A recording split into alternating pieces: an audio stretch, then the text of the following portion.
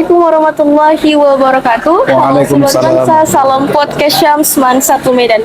Bersama saya Siti Farah ini. Saat ini di Man 1 Medan tengah dilaksanakan matrikulasi yang diikuti oleh siswa-siswi baru Man 1 Medan tahun ajaran 2023-2024. Untuk mengetahui lebih lanjut tentang matrikulasi dan kurikulum merdeka serta SKS nantinya, sudah bersama dengan kita semua WKM Sarana dan Prasarana Man 1 Medan, Ayahanda Heri Afandi Limbong. Assalamualaikum warahmatullahi wabarakatuh. Ya, Waalaikumsalam warahmatullahi wabarakatuh. kami dari jurnalistik Yanda izin untuk berbincang sebentar mengenai matrikulasi ini, Yanda. Apakah diperkenankan, Yanda? Perkenalkan. Baik. Nah, Sobat Mansa, matrikulasi tersendiri ini dilaksanakan selama 7 hari di Man 1 Medan. Dan tentunya istilah dari matrikulasi ini sepertinya masih sangat awam di telinga siswa Man 1 Medan. Boleh Yanda diceritakan sedikit apa yang dimaksud dengan matrikulasi ini? Ya, sebenarnya matrikulasi untuk peserta didik baru itu emang ada juknisnya dari Kementerian Agama. Untuk peserta didik baru itu selain matsama, ada juga yaitu melaksanakan matrikulasi. Matrikulasi ini adalah fungsinya untuk menyamakan konsep pembelajaran yang ada di sekolah madrasah, yang ada di madrasah, terutama di Madrasah Man 1 Medan. Kita ketahui Man 1 Medan ini kan adalah madrasah yang pembelajarannya ada yaitu layanan SKS, sistem kredit semester, ya kan. Kemudian kita juga di kelas 10 ini kita laksanakan yaitu kurikulum merdeka khusus untuk peserta didik baru ini.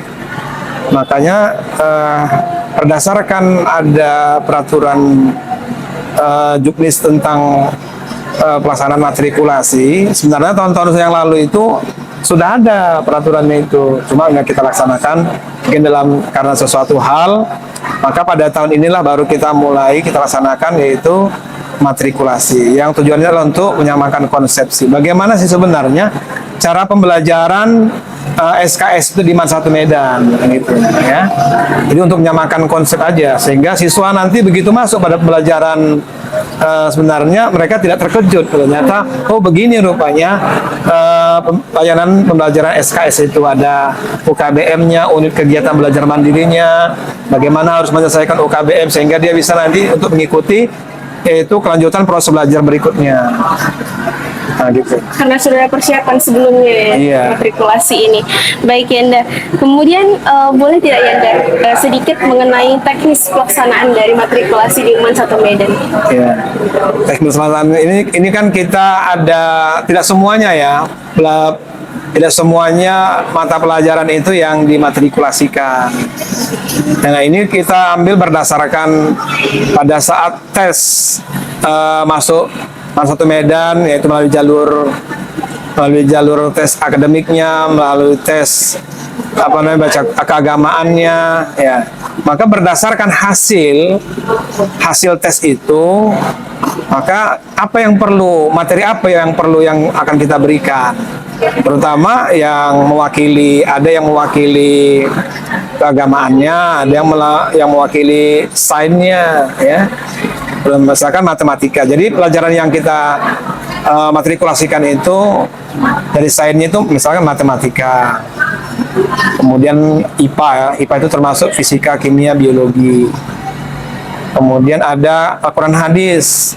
Ini yang mewakili dari keagamaan, akidah, akhlak, fikih. Nah, itu ya. Kemudian yang mewakili dari sosial, ekonomi ya gitu. Jadi tidak semuanya, hanya beberapa mata pelajaran saja yang kita matrikulasikan kepada siswa. Baik Yanda, kemudian jika kita melihat ke tahun-tahun sebelumnya itu tidak dilaksanakan matrikulasi. Setelah matsama selama 3 atau 4 hari, siswa langsung masuk ke madrasah mengikuti pelajaran seperti biasa. Mengapa tahun ini diadakan matrikulasi tersebut, Yanda? Iya. Seperti yang saya katakan tadi, sebenarnya tahun yang lalu kan sudah ada, cuma mungkin ada sesuatu hal mungkin yang tidak bisa kita laksanakan. Nah, barulah tahun ini ya, misalkan tahun ini mungkin ada waktu yang rentangnya agak panjang sehingga bisa kita masukkan yaitu materi matrikulasi. Apalagi matrikulasi itu bukan 7 hari ya, tapi 6 hari dari Senin sampai hari Sabtu kita laksanakan. ya. Ya itu faktor apa saja, mungkin nggak ada faktor yang lain-lain kita laksanakan karena faktor waktu saja. Baik Yanda. Kemudian roster pembelajaran matrikulasi ini sudah dipublikasikan melalui website Men 1 Medan yang dapat diakses oleh siswa Yanda. Iya. Mengingat program madrasah kita yang menggunakan SKS, kemudian kurikulum merdeka, mata pelajaran apa saja gitu Yanda yang dirosterkan di dalam matrikulasi ini Yanda? Nah, jadi yang pertama itu tadi yang saya sampaikan, ada matematika, fisika, kimia, biologi, kemudian ekonomi, ya, kemudian akidah, akhlak, fikih, Quran, hadis. Berarti pelajaran-pelajaran tersebut mewakilkan dari setiap, ada IPA, Ada IPA, ya, ada IPS, ada agama, nah, itu mewakili lah gitu. Cuma yang nggak kita wakili bahasa mungkin. Iya. Kemudian kita juga melihat dalam roster tersebut ada pelajaran bimbingan konseling ya, Mbak? Iya. Itu apakah BK itu sudah menjadi mapel tetap atau hanya dalam matrikulasi ini saja? Ya, di dalam kurikulum merdeka ya, itu salah satunya adalah asesmen diagnostik namanya.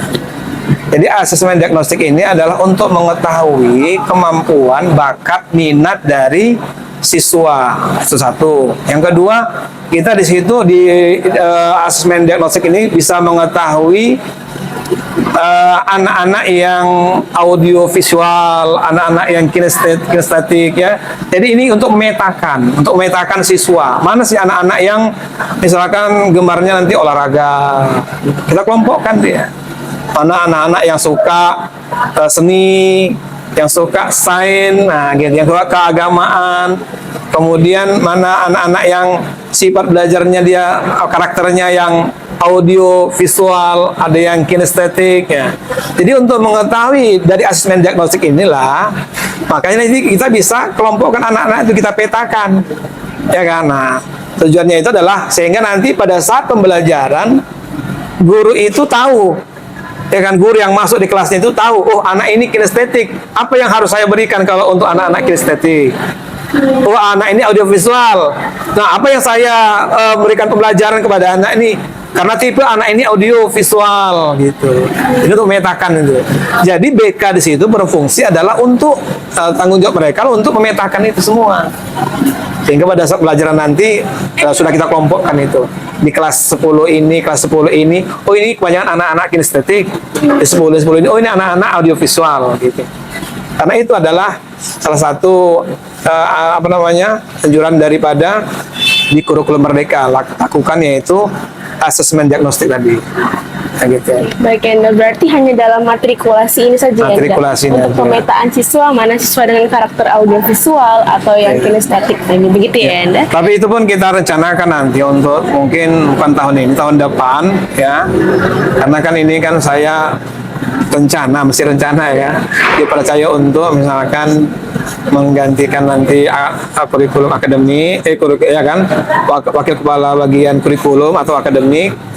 Pada insya Allah tahun akan datang ini kita masukkan dia satu JP untuk BK. Karena kalau kita harapkan saja anak-anak itu datang ke BK, mungkin ada keluhan-keluhannya, ya kan? Mungkin sulit itu, kita mengetahui, sulit ya. Tapi kalau dengan adanya misalkan satu JP aja, ada jam BK untuk mengisi jam pembelajaran di kelas, mungkin bisa anak-anak itu bisa lebih luas ya. Lebih luas untuk menyampaikannya kan gitu. Insya Allah tahun akan datang mungkin ya, akan kita masukkan pembelajaran di satu JP untuk BK. Baik Yanda. Kemudian yang terakhir nih Yanda, sebagai penutup, apa harapan dari Yanda tersendiri kepada peserta didik baru nih siswa-siswi Men 1 Medan yang nantinya akan melaksanakan program SKS dengan kurikulum merdeka ini Yanda? Ya, yang pertama kita kan menginginkan bahwa bagaimana layanan SKS ini betul-betul bisa membantu siswa-siswi itu untuk mengembangkan kemampuan seorang anak itu yang cepat, ya insya Allah bisa dia menyelesaikan pembelajarannya di madrasah kita ini selama 2 tahun. Kemudian yang sedang-sedang saja ya seperti 3 tahun. Tapi yang lambat seharusnya ada sih, yang lambat itu menyelesaikan pelajaran di MAN ini 4 tahun.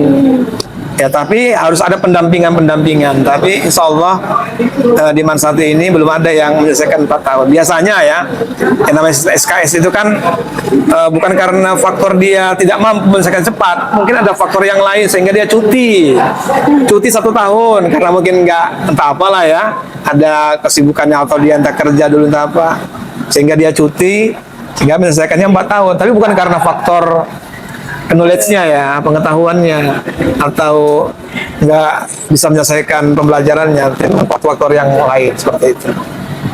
Baik Yanda, berarti harapan bagi Yanda semoga Pak Siswi MAN 1 Medan menyelesaikan pembelajarannya dengan tepat waktu, paling tidak normal 3 tahun normal gitu ya, dan tidak mengalami perlambatan selama 4 tahun dan sebagainya. Baik Sobat Mansa, tadi dia podcast kita berbincang dengan Ayahanda Heri Afandi Limbong mengenai kurikulum merdeka, sistem SKS, dan juga matrikulasi. Sekian dari saya, terima kasih. Wassalamualaikum warahmatullahi wabarakatuh. Waalaikumsalam warahmatullahi wabarakatuh.